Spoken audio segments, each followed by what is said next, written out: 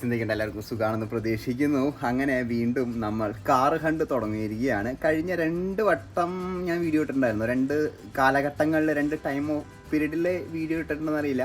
കഴിഞ്ഞ വട്ടം കാറ് നോക്കിയപ്പോൾ അപ്പോഴാണ് നമ്മുടെ ഷോപ്പിൻ്റെ ഷോപ്പായിട്ട് അത് കൺവേർട്ട് ആയത്.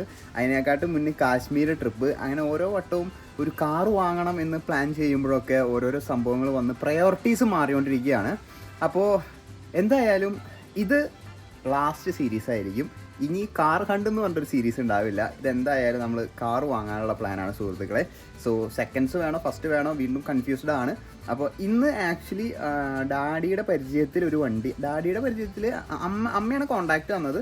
അപ്പം ഞാനും ഡാഡിയും കൂടിയിട്ട് പോയിട്ട് വണ്ടി ഒന്ന് കാണാമെന്ന് വിചാരിച്ചു.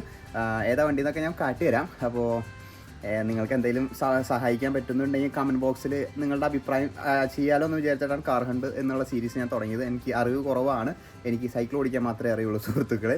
അപ്പോൾ എന്തായാലും നമുക്ക് പോയി നോക്കി നോക്കാം. Let's go. സോ നമ്മുടെ ഹണ്ടർ കൂട്ടനെ ഇവിടെ വെച്ചിട്ടുണ്ട്. ഞാനും ഉണ്ട്, ഡാഡിയും ഉണ്ട്. ഡാഡി ഓൺ ദ വേയിൽ വണ്ടി കാണാൻ വേണ്ടിയിട്ട് ഇവിടെ വന്ന് നിന്നു. അപ്പോൾ ഞാനും ഡാഡിയും ബൈക്കും കൂടിയിട്ട് ഇങ്ങോട്ട് കൊണ്ടുവന്നു കേട്ടോ. കഴിച്ച് ഇതാണ് നമ്മൾ നോക്കാൻ വന്നിട്ടുള്ള വണ്ടി വരണത്. ഫോക്സ് വാഗൻ്റെ വെൻഡോ എന്ന് പറഞ്ഞിട്ടുള്ള കാറാണ് കേട്ടോ. ജർമ്മൻ വണ്ടിയാണ് സുഹൃത്തുക്കളെ. ടയർ മാറണമെന്ന് പറഞ്ഞിട്ടുണ്ടായിരുന്നു കേട്ടോ. ടയർ ഇത്രയേ വരുന്നുള്ളൂ. ഒരു 10,000 കിലോമീറ്ററിനൊക്കെ ടയർ ഓടുള്ളൂ എന്നാണ് പറഞ്ഞത്. പിന്നെ വേറെ ബാക്കിൽ ടയർ കുറവുണ്ട്. C8-ൻ്റെ ടയറൊക്കെ എടുക്കണം കേട്ടോ. പിന്നെ ഇവിടെ ചെറിയ സ്ക്രാച്ചും കാര്യങ്ങളൊക്കെ ഉണ്ട്. പോളിഷ് ചെയ്ത് ഫോക്സ് വാഗൺ പുറത്തുനിന്ന് നോക്കിയിട്ട് 10 കൊല്ലം ഉപയോഗിച്ച വണ്ടിയാന്ന് തോന്നുന്നില്ല കേട്ടോ. പുറത്തുനിന്ന് നോക്കിയിട്ട് ഒരു ഫാമിലി കാർ എന്നുള്ളൊരു രീതിയിൽ പുറത്തുനിന്ന് നോക്കിയിട്ട് എനിക്ക് വലിയ അപാകത എനിക്ക് തോന്നുന്നില്ല പുറമേന്ന് കാണുമ്പോൾ. ഇനി ഉള്ളിൽ പാള് വന്നിട്ട് നോക്കി നോക്കേണ്ടി വരും. പിന്നെ ഇതിൻ്റെ ഹിസ്റ്ററി എടുക്കാൻ ഡാഡിക്ക് കണ്ടിട്ട് ഇതിൽ തോന്നണേ അല്ല, പുറമേന്ന് കാണുമ്പോൾ ഒരു അഭിപ്രായം വലിയ കുഴപ്പമില്ല. ടച്ച് പോളിഷ്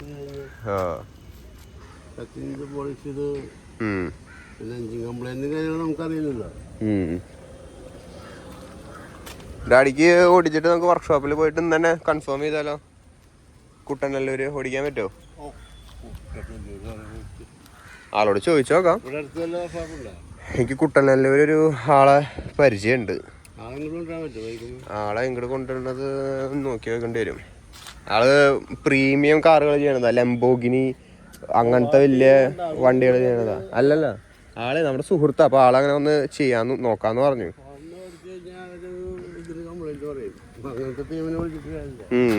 നോക്കി നോക്കാം. വിളിച്ചിട്ടുണ്ടായി. ഇതില് എന്തോ ഇതിന്റെ അടുത്ത സർവീസ് ഇതിലാന്ന് കാണുന്ന എന്തൊരു ഓപ്ഷൻ ഞാൻ കണ്ടിരുന്നു.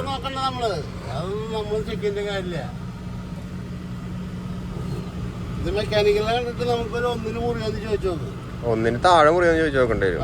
90 ഒന്നിന് മേലെ പോവില്ല ചേട്ടാ എന്ന് പറയാ. താല്പര്യം നമുക്ക് നോക്കാന്ന് പറയാം. ഇത് വേറെ ഒന്നുമില്ല. മെക്കാനിക്കലിന് കൊണ്ടൊന്നോ ഞങ്ങൾ ഓടിച്ചു നോക്കും, ഞങ്ങള് വണ്ടി ഓക്കെ ആക്കും പറയാം. ഒന്നിന് മുകളിലേക്ക് എന്തായാലും ഇല്ല. 90 വില ഇപ്പൊ പറയണ്ടോ? ഇല്ലല്ലേ, ഞാൻ മെക്കാനിക്കലിന് കൊണ്ടുണ്ട്. അത് ഇന്ന് നാളെ ചെയ്യണത്. ഇന്നെ ചെയ്യാം. ഇന്നലെ ചെയ്തോ? അവനെ വിളിച്ചിട്ട് പറയാം. 1 അരമണിക്കൂർ കൊണ്ട് കയ്യാണ്ട് ബൈക്കിൽ വീണ്ടിരുന്ന. പക്ഷെ അവര് പറയാം അങ്ങോട്ട് ഒരു വിറയലുണ്ടല്ലേ, കുടച്ചിലുണ്ട്. 2 ലക്ഷം കഴിഞ്ഞാല് എഞ്ചിൻ പണിയുടെ ടൈമായി. അതൊക്കെയാണ് നമ്മൾ ചിന്തിക്കേണ്ടത്. എഞ്ചിൻ പണിക്കാരൊക്കെ കാറ് പുതിയത് മേടിക്കില്ല. ഇതൊന്നും ഇപ്പൊ എടുക്കേണ്ട കാര്യങ്ങളോ, അതൊക്കെ പിന്നീടത്തെ കാര്യമാണ്. മേടിക്കണമെങ്കിലല്ലേ വേണ്ടോ? ഒന്നിനെ താഴെ നോക്കുക. പാസിങ് വരുന്നുണ്ട് 1 കൊല്ലം കഴിഞ്ഞാൽ. അതിന് ടയറും ഗിയറും കാര്യങ്ങളും നല്ല ചെലവ് വരും. അടുത്ത ഡിസംബറിൽ ഇത് വരും, ടെസ്റ്റ് വരുന്നുണ്ട്. ടച്ച് പോളിഷും കാര്യങ്ങളൊക്കെ ഉണ്ട്. പിന്നെ അത് ഇത്ര എമൗണ്ട് ആണെങ്കിൽ നമുക്കത് ബില്ല് ചെയ്യാം. മെക്കാനിക്ക് വന്നിട്ട് ഇന്നെ നോക്കും. മെക്കാനിക്ക് ഇങ്ങനെ കൊണ്ടുവരാൻ പറ്റുമോ നോക്കി നോക്കാം. അതിവിടെ അടുത്ത ഏതെങ്കിലും വർക്ക്ഷോപ്പിൽ നീ പൂത്തോളം എവിടെയും പോയിട്ട് ജസ്റ്റ് ഒന്ന് നോക്കാൻ പറ്റും ബൈക്കുമ്പോൾ. അപ്പൊ അയാളൊന്നും കാണുന്നില്ല. നല്ല പരിചയമുള്ളവരാകുമ്പോ ഒരു വലിയ കാര്യം നോക്കി നോക്കാന്നാ. നാളെ നോക്കിയിട്ട് നാളെ തുറന്ന് കിലോമീറ്റർ 10 12 കിലോമീറ്ററിനാണ്. നോക്കട്ടെ പോ. നാളെ കാറും കൊണ്ട് പോയിട്ട് നടക്കണ കാര്യം ഇവിടെ അടുത്ത ഒറ്റപ്പണി ഡാഡി നല്ല സൈസ് കാരണം ഇവിടെ ഫ്രണ്ട് തട്ടു ഇവിടെ റിവേഴ്സ് വ്യത്യാസം ഉണ്ടെന്ന് തോണ്ടത്.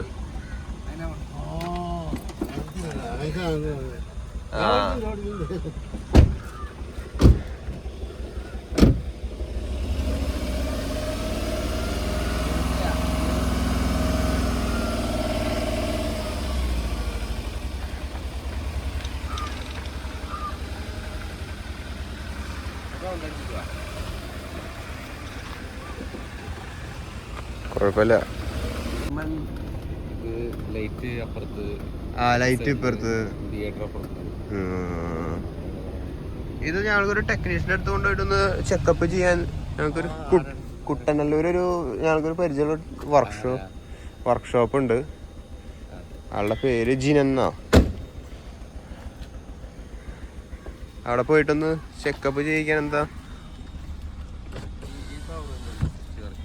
ഏതാ ഈ പവർ വിൻഡോൻ്റെ അല്ലേ? ചെറിയ ചെറിയ പണികളുണ്ട്. സ്വിച്ചിൻ്റെ ആവും അല്ലേ?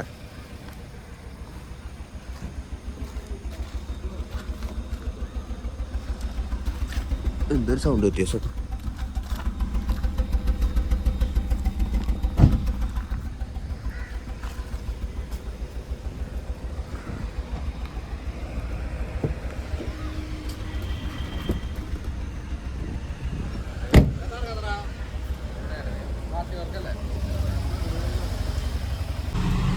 AC കാര്യങ്ങൾ. അയ്യോ എന്തോ സംഭവിച്ചു ഗൈസ്. ഓക്കെ, ഇത് അങ്ങോട്ടും ഇങ്ങോട്ടും വ്യത്യാസം ഉണ്ടെന്ന് തോന്നുന്നു കേട്ടോ. ഇവിടെ അല്ല ലൈറ്റ് വരാറ്, എനിക്കറിയില്ല കേട്ടോ ഇതിന്റെ പരിപാടി. AC കാര്യങ്ങളൊക്കെ കൂളിംഗ് ഉണ്ട്. ഇന്റീരിയർ ഇതാണ് അവസ്ഥ വരണത്. മേലൊക്കെ ക്ലീൻ ആട്ടോ. ഇന്റീരിയർ 2.41 ഉണ്ട്. എൻ്റെ അറിവ് ശരിയാണെങ്കിൽ 2 ലക്ഷം ആവണുള്ളൂ എന്നാണ് പറഞ്ഞത്. 2.41 ഫോക്സ് വാഗൺ വില ഞാൻ പറയാം കേട്ടോ അവസാനം ഉള്ളത്. പിന്നെ ബാക്കി സംഭവങ്ങളും കാര്യങ്ങളൊക്കെ ഇത് AC അത്യാവശ്യത്തിന് നല്ല രീതിയിൽ കൂളിംഗ് ഉണ്ട്. വേറെ എന്നിട്ടെങ്കിൽ ഇതിൻ്റെ ഉള്ളിൽ നോക്കേണ്ട കാര്യങ്ങൾ, സീറ്റ് അഡ്ജസ്റ്റ് ചെയ്യാം. ഇതൊക്കെ കുറച്ചു നേരം വണ്ടി ഇങ്ങനെ ഓണായി കിടക്കട്ടെ കേട്ടോ.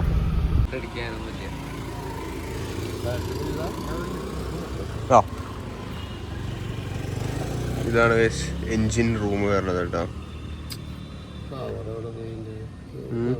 അതങ്ങനെ തന്നെയാണെന്നുണ്ട്.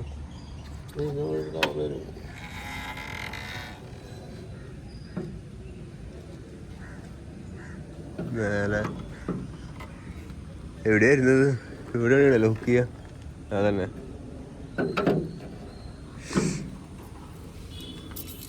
എന്നിട്ട് ഓയിലാണോ? എൻജിൻ ഓയില് കാര്യങ്ങൾ. ഇതാണ് എൻജിൻ റൂം വരുന്നത് സുഹൃത്തുക്കളെ.